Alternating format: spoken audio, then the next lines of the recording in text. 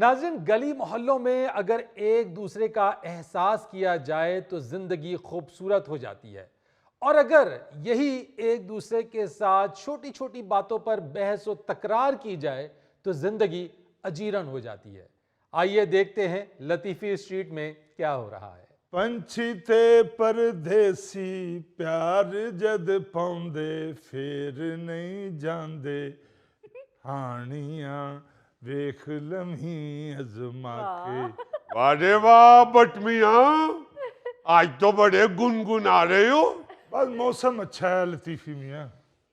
मुझे लगता है कि बड़ी मेहमानदारी हो रही है। कोई मेहमान आए हुए हैं, खास पकवान पकाए जा रहे हैं आज। नहीं, ऐसी तो कोई बात नहीं लतीफी मियां, ना कोई मेहमान आया है, पकवान भी वही है जो रूटीन के हिसाब से चलते हैं। तो फिर इतनी आला खुशबू कहाँ से आ रही है जो आके हमारे नथनों में बस गई है? लग तो यूं ही रहा है कि गली में कोई बहुत अच्छा पकवान बन रहा है। पकवान तो रूटीन से ही बन रहे हैं गली में लतीफी साहब। आपको अच्छा खाना खाया देर हो गई है जो आपके नथनों में खुशबू बस गई। अबे क्या ताने दे रहा हमें? कहां से आ गया तू ये फालसे का स्वेटर पहन के? तुम्हें क्या पता नवाब लोग क्या क्या पकवान बनाते रहे हैं? देखें, ऐसे ऐसे ना आया करें, मैं बड़ों की बहुत इज्जत करता हूँ। मैं खुद इज्जत करता हूँ, मगर हुआ क्या? बात क्या हुई? बात आपने गलत की है। अल्लाह के फजल से हमारे यहाँ जैसे जैसे पकवान बनते हैं, आपको क्या बताएं, हमारी तो हवेली में दस्तरखान देख के भले भले बेहोश हो जाते। हाँ, तो वो हैदराबाद दक्खन में बनते थे ना, यहाँ तो मसूर की दाल ही बनती है। अरे मसूर की दाल को अदरक और देसी घी का बघार लगाया हो तो उसका जायका तू क्या जाने, बल्कि बंदर क्या जाने अदरक का स्वाद। चलो ठीक है, फिर मुझे बंदर कहा तो ये फिर रीच है, जाए फिर। नवाब साहब, आप क्यों खड़े हैं? तशरीफ रखिए ना। घूंघट निकालिए। जी अच्छा।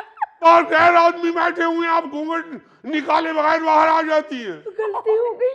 ये क्यों ले आई हैं उठा के? आप तशरीफ रखिए, कब से खड़े हुए हैं। बहुत शुक्रिया।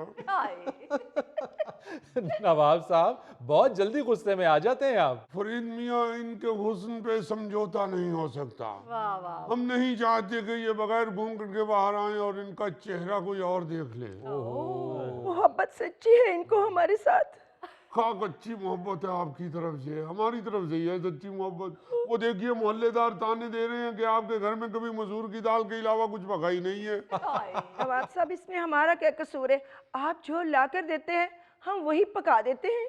मैं सदके जाऊं, आपके हाथ से जो भी बनता है हमें तो वही पकवान अच्छा लगता है। घूंघट निकालिए। अच्छा जी। अंदर जाके बैठिए। अच्छा जी। बाहर गैर आदमी बैठे हुए हैं। अच्छा जी। बट मियाँ जी, हम अपने अल्फाज वापस लेते हैं। आप अपना पकवान वापस ले लीजिए। भाई, आप तो वो नुक्कर पे खड़ी हुई गाड़ी का दरवाजा बार बार चेक कर रहे थे। हमने समझा कि शायद आपके घर कोई मेहमान आए हुए हैं जिनकी गाड़ी को आप बार बार चेक कर रहे हैं। तो समझ गए कि मेहमान आए हैं तो पकवान भी कोई अच्छा ही बना होगा, इसलिए पूछ लिया। माफी चाहती है। ये कैसे आपने सोच लिया नवाब साहब? भट्ट साहब के तो मेहमान गाड़ी पे आते ही नहीं, वो तो जब भी आते हैं लोडर रक्शे पे आते हैं।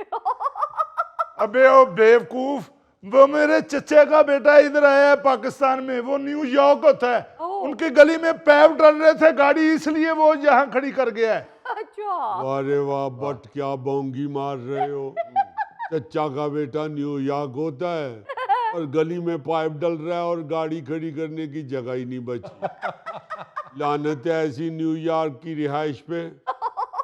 वो चचा का बेटा भी न्यूयॉर्क में गलियों में पैप ही डालता होगा। वो कौन सा उधर मेयर लगा है? अबे उसका न्यूयॉर्क में वेयर हाउस है। पूरी बात बताया करो। न्यूयॉर्क के लंडे में वेयर हाउस है। और ये मेरे घर के गेट के आगे गाड़ी किसने खड़ी की है? भट्ट साहब दे आए ने जी कोई न्यूयॉर्क तो मेहमान। न्यूयॉर्क से? इसका तो सारा खानदान नारोवाल में रहता है। ये बट नारोवाल को इंग्लिश में न्यूयॉर्क ही कहता है। भट्ट साहब क्यों खड़ी की है गाड़ी? वो मेरा चचा का बेटा है न्यूयॉर्क से, उसकी गाड़ी है, उनकी गली में पैप डल रहे थे, गाड़ी इधर खड़ी कर दी है छोटे। साहब वो चाहे आपका चचा का बेटा है या मामू का बेटा है या ताया का बेटा है, लेकिन हमारे घर के गेट के आगे क्यों खड़ी की है? हमें प्रॉब्लम हो रही है गाड़ी निकालने में। यार सरकारी गली है, गड्डी कोई भी खड़ी कर सकता है। और हमें भी पता है बट साहब के सरकारी गली है, लेकिन इखलाकन आपका भी बनता है कि गाड़ी आपकी आप अपने दरवाजे के आगे खड़ी करें।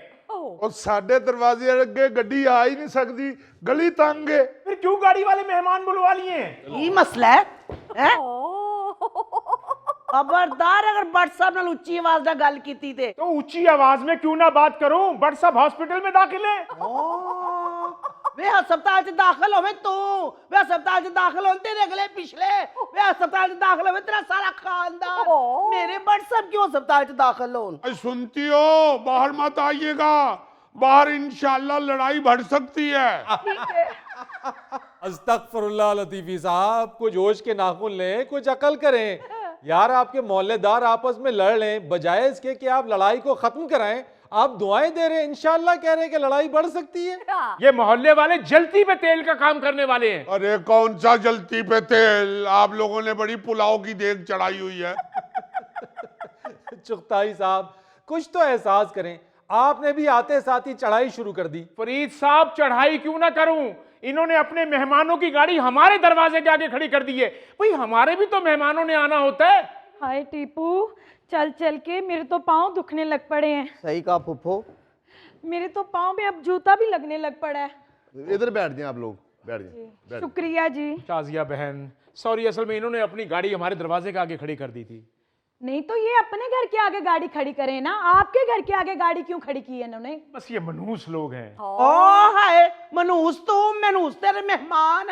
ओ बीबी आराम से बात करो, इतने भी मेरे पाँव नहीं थके हुए कि मैं तुम्हें कुछ कह ही ना सकूं। यार मैं तो ये हैरान हो रहा हूं कि आप लोग इतने छोटे से मसले को इतना तूल क्यों दे रहे हैं। मैं खुद हैरान हो रहा हूँ कि मैं किन लोगों में रिहाइश पजीर हुआ हूँ। नहीं, आप इंजॉय कर रहे हैं। मैं कर नहीं रहा इंजॉय, खुद ही हो रही है इंजॉयमेंट। फरीद साहब इनका यही काम है, छोटी सी बात पे लड़ पड़ते हैं और फिर ये इकट्ठे बैठे होते हैं। चलो ये तो अच्छी बात है कि इकट्ठे बैठे हुए होते हैं, मगर लड़ते क्यों हैं? ए जितनी देर तक लड़न ना इन्हां दी रोटी हजम नहीं हुंदी। हमें हजम हो जाती है, जितने ये तुम्हारा बट रोटी खाता ना, इनको हजम नहीं होती। ओए चकताई, मेरे को बाले ना खा ली। अच्छा ये बात है, जैरी शहरी बबलू ऊपर से ईंटें मारनी शुरू कर दो बट अंकल को। आए बे तेरा बेड़ा तेरे सत्यानाश होवे। वो ना डरे भाभी जी, जैसे वो नाम ले रहा है जेरी शहरी बबलू, ऐसे लड़कों से तो ईंटें उठाई नहीं जाती।